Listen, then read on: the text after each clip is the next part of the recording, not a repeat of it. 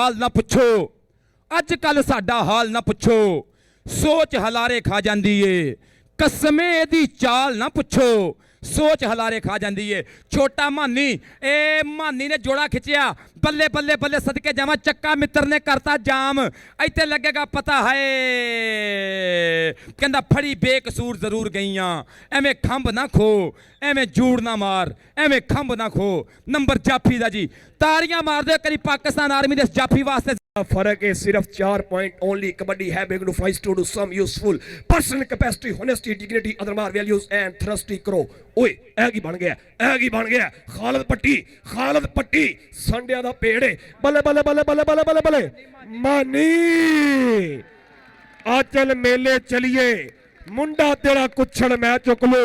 ओए होए होए होए एडा तगड़ा मैच यार क्या बात।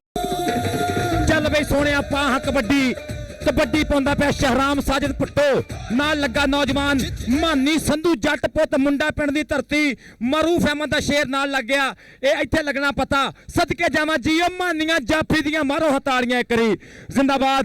नंबर जाफी दा चौधरी जहूर इलाही गोल्ड कबड्डी कप दा फब्बिया होया मेला बल्ले बल्ले बल्ले एक नंबर दा मुंडा कर गया वादा मारो भाई वेल डन जी हाफिज आसम मौला। चलो हाफिज जी अल्लाह भाई अल्लाह ऐ मर्द मजाहद जाग जरा अब वक्त शहादत है आया।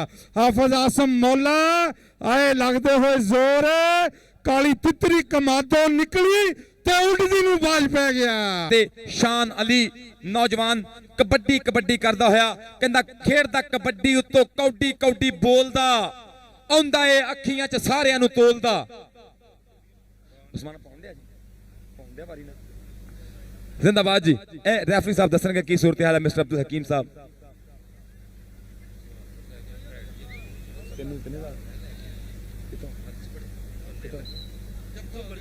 और जिंदाबाद